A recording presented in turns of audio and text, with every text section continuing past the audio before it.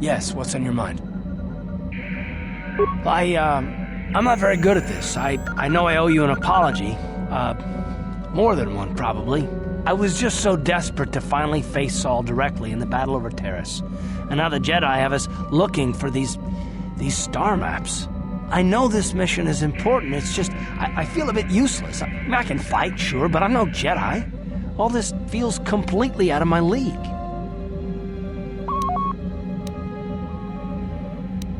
Because this is more important. This may really finally make a difference. I suppose even if I can't figure out everything that's going on, I still want to help if I can. I just hate not knowing what's going on and feeling this helpless. But I shouldn't have taken that out on you. I've been a royal pain in the backside, haven't I? No, I do worry about it. I've traveled the lanes more than once. I should know better than this. So, I'm sorry. Will you accept my apology? Done. Let's get underway then, shall we, partner? How can I help? I do. I've been watching you, studying you closely to see what kind of progress you've made since your training at the hands of Master Zahar. You never give up, do you? I admit, I'm interested in you. I find you intriguing, compelling even, but it's not what you think. You have a great gift. You have an awesome command of the Force, and I tremble when I think of how you might misuse it. What? No, of course not. Not like that, anyway. In many ways, you are dangerous. You could be the savior of the galaxy, or you could bring untold destruction upon us all. I've seen how you've resisted many temptations and continue to walk the path of the light side. Very commendable. But I'm afraid you might stray from this path. You need to see what the dark side represents in its entirety, for it is what we battle. Only the wisdom of a Jedi Master can truly explain this, but I will do my best to make you understand. The dark side is not simply giving in to anger, temptation, or to use the Force to destructive ends. These things only lead to the dark side.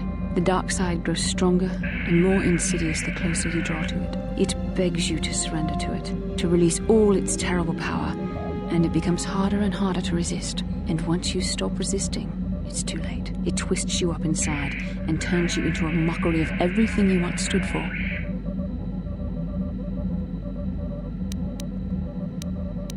I am no less resistant to temptation than any other.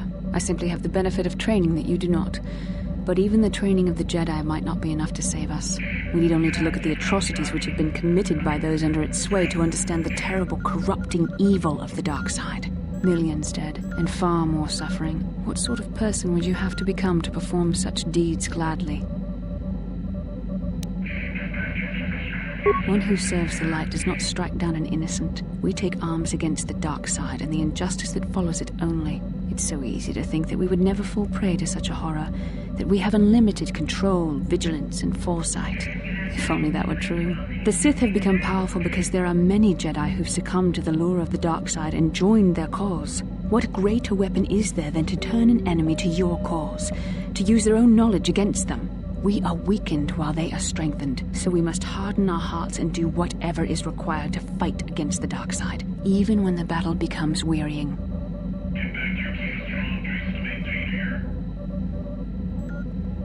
I don't know. The vision of our future is clouded by shadows cast from the dark side. But I sense something ominous lurking in those shadows. But words alone cannot save one from the dark side. Come, we should continue with the task at hand. When the time comes, I only hope we are all strong enough to do what we must.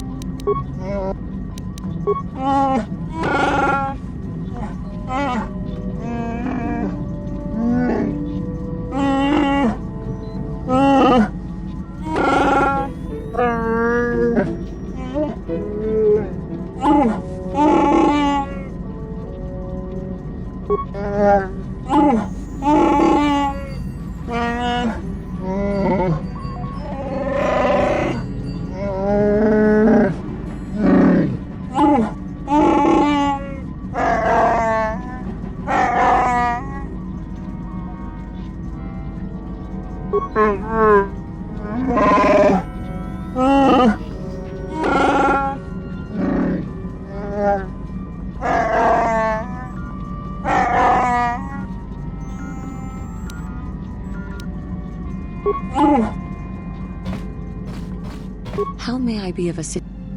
What is it you would like to speak to me about?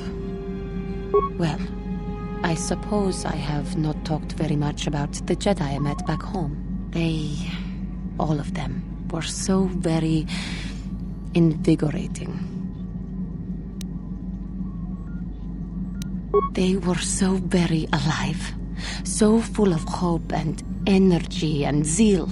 In retrospect, I can see it was a little bit tragic. Well, yes.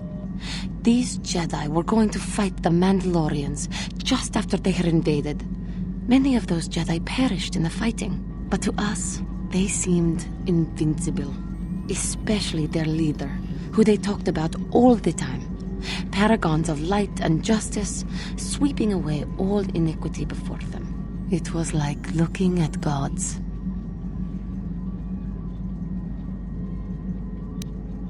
I know that. I was using poetic license. But those Jedi, they were enthralling. Everyone wanted just to touch them. Some people thought it would bring them luck. Not that the peace they brought lasted very long. The Jedi left. The people grew complacent. Those who had been wronged saw their chance at revenge. And so the cycle continues. The oppressed become the new generation of oppressors. The human oppressed, that is. The non-humans were never treated well in any case. We felt the brunt of both administrations. Yes, but humans seem the most pervasive, the most consistent. They took their frustrations and hates out on us because the people they wanted had already fled or were too well protected. But no one looks out for the injustices we suffered. Oh no, but I am sorry. I should not have outbursts like that. Don't you see? The very fact I mentioned it means it has its influence. Anger can lead to the dark side, and I must be ever careful that I do not fall back into those ways. I thank you for your support. My outburst was uncalled for, but you did not lash back at me. You are a much better Jedi than I, it would seem. But let us not speak more of this now. We should continue on our journey. Perhaps later we will talk again.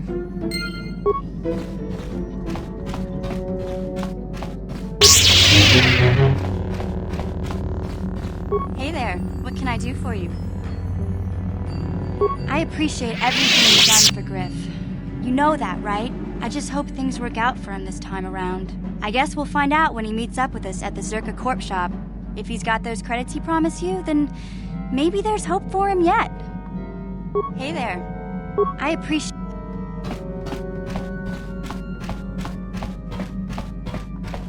Yeah, what do you want? I was one of the best youth warriors in the clan Ordo in my time. No one before me had mastered the power of our Basilisk war droids as quickly as I had. Except Mandalore himself, of course. In those days, we were sweeping across the Outer Rim, destroying all who fought us. Young Mandalores would prove themselves in real combat with unknown opponents above 1,000 worlds. Each brought back stories of his achievements. We were still recovering from the war we fought with the Sith. We were not yet strong enough to fight the Republic again. We needed to train another generation to do that. We would travel from world to world and descend on it in our Basilisk war droids. I still remember my first combat. I remember it well, orbiting high above a placid world, its defenses just stirring. As was tradition, I would go ahead of the first wave to find enemies in the thickest fighting. I remember sitting there in my armor, linked directly with the basilisk thrumming beneath me, my heart racing with fear of the coming battle. The doors opened in front of me, and the air was sucked out of the drop bay, scattering crystals of frozen vapor across my path.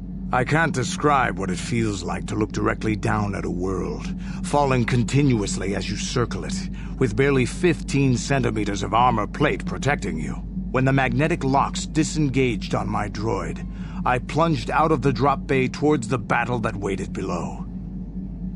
The exhilaration, the euphoria I felt as I streaked into the atmosphere, dodging self-guided projectiles and beam weapons, was unmatched. An 80-kilometer plunge through the atmosphere, dodging and weaving, the outside of my armor glowing like the sun with the heat of re-entry. And with barely 30 meters to spare, I twisted and skimmed the surface, firing at the giant beam generators that were in my path. The explosion from that sent shock waves that leveled the entire complex around it. It was the moment of my life. I'll never forget those times. But things are different now. We can't go on fighting the way we did. There are too few of us left now. But I really don't want to talk about this anymore. I trust I've satisfied your curiosity for now. Is there something else? Hey, don't worry. There any... Yeah, what do Statement. Query. Don't I? I was under the assumption that organic meatbags such as yourself enjoyed such forms of address. Retraction. Did I say that out loud? I apologize, Master. While you are a meatbag, I suppose I should not call you such. Explanation. It's just that you have all these squishy parts, Master, and all that water. How the constant sloshing doesn't drive you mad, I have no idea. Statement. Now do you understand the travails of my existence, Master? Surely it does not compare to your existence, but still. Apology. I am afraid I cannot comply with your command, Master, as much as I would like to. Qualification. You are my master, Master. Did you not purchase me legitimately? Am I stolen goods? Shall I report myself to the authorities? Apology. I am afraid I cannot comply with your command, Master, as much as I would like to.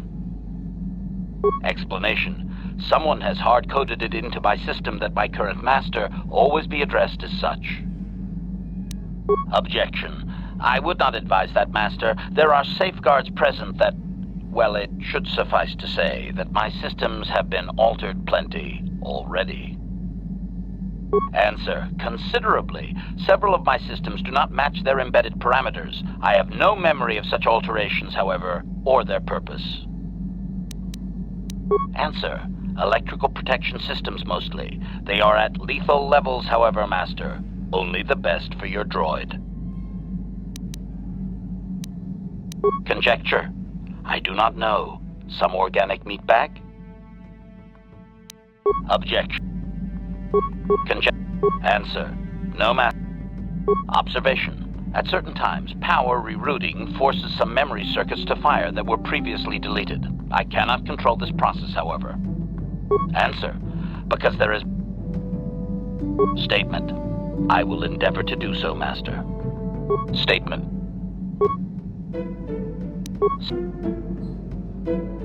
And now rewire the last 3 relays. Yes, good. Well done, Master. I believe your operation was a success.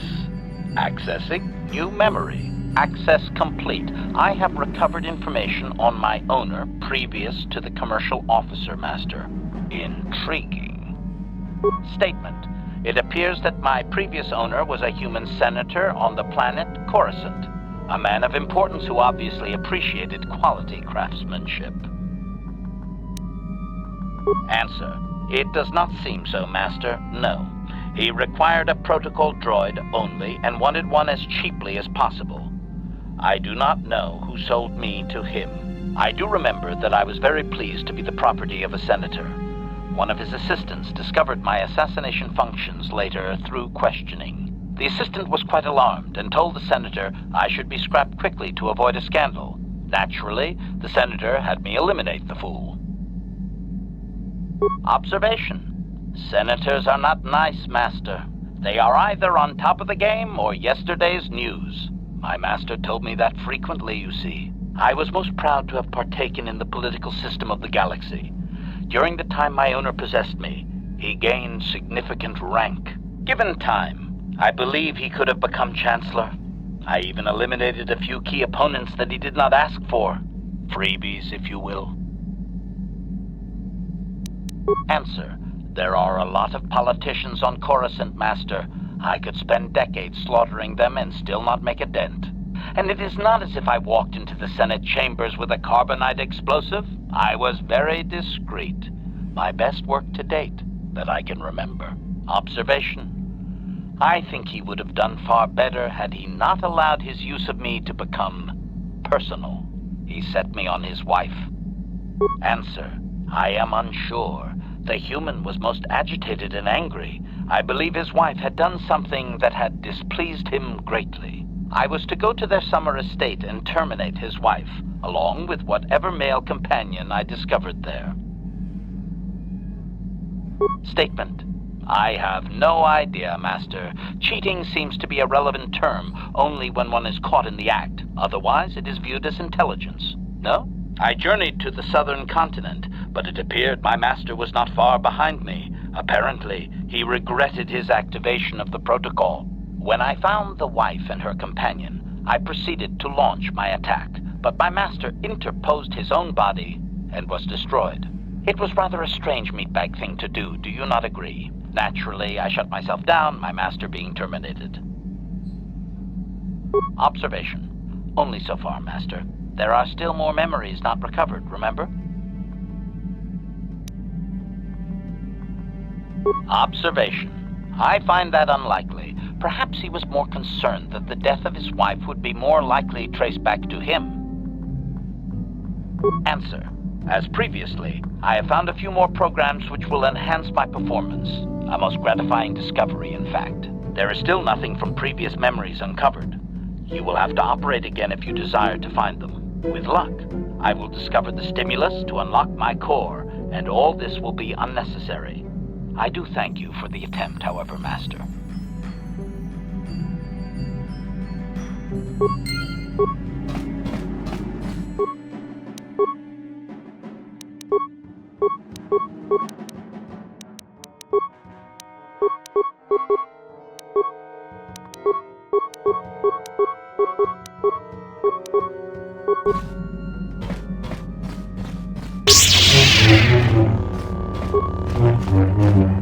Got something on you? You got yourself a fast little ship? I forgot what engine sounded like. The closest thing to that on Kashyyyk is an Uller in mating season. Oh, frightful. Or it could be for the free food. What's the gunk that comes out of the synthesizer on this bucket anyway? Do you never clean the darn thing? I'm old, damn it. I'm allowed to be enigmatic when I want to be. And don't you go telling me otherwise. You know, you remind me of someone else I knew ages ago. Pleasant enough fellow, great destiny, all of that. Breath like a bantha. No, but it could be. An Anduvian salt tablet would clear that right up, you know. Anyway, where was I?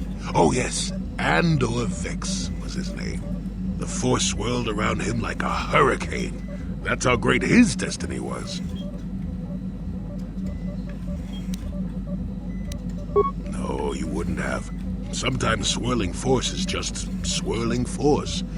It gets us old Jedis excited at our age, so we go, ooh, destiny. Well, it turned out that poor Andor believed a wee bit too much in the infallibility of that destiny.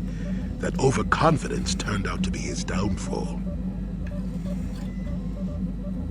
I don't know. Are you overconfident? I hadn't noticed. Even if I had, I would never comment on it. We're talking about Andor, remember? Let's see. Oh yes, Andor's downfall. I was pretty young myself when it happened. At the time, I thought that Andor's destiny couldn't be more boring. Well, let's just say that I was a strapping young lad with a full head of hair, and Coruscant was a small town with a well. I was just about to abandon Andor to whatever the Force intended for him when his ship was overtaken by a Dimian warship. Now, you've probably never heard of the Dimians, but at the time they were a nasty lot led by a nastier overlord named Krat. Tall fellow, big teeth. Krat has us hauled onto the bridge of his ship for questioning, and that's when I knew that Andor's destiny was at hand. Of course he did. Haven't you been listening? It was not in the way you'd probably expect, though. Well, Andor decides that his destiny makes him invulnerable and starts making all sorts of demands. Free me now. I'm not answering questions. Blah, blah, blah. Don't you know who I am? Yeah. Krat decides he's had enough and begins crushing Andor's neck. I told the boy he should have kept his mouth shut. I think he agreed, too, or this could have just been gurgling noises. Well, anyway. Finally, Krat has enough of Andor and tosses him aside into this giant energy intake shaft. Andor gets sucked in and starts bouncing around, screaming. Maybe Andor hit something sensitive on the way down, or just didn't agree with the reactor core. Next thing I know, all the ship's alarms are ringing. Everyone panics, and I run, barely making it to the ship in time before the explosion.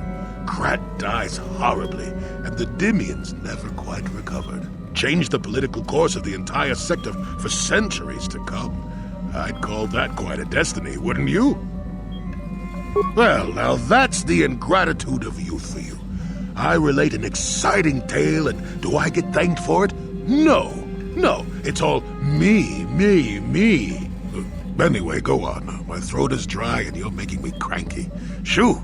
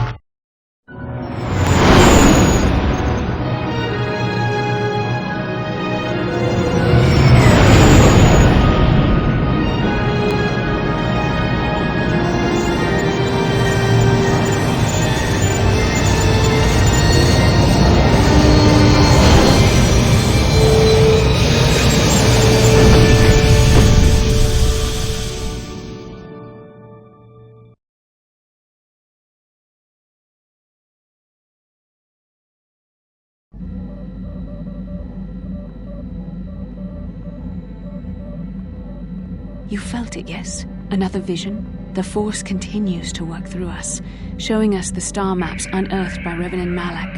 It is strange that anyone would have built a star map here. The entire surface of Manon is covered by nothing but vast oceans. The ocean floor is vast, and much of it is uncharted, even by the native Selkath. But how could Revan and Malak have found their way down? No doubt things will become more clear once we discover the star map's location.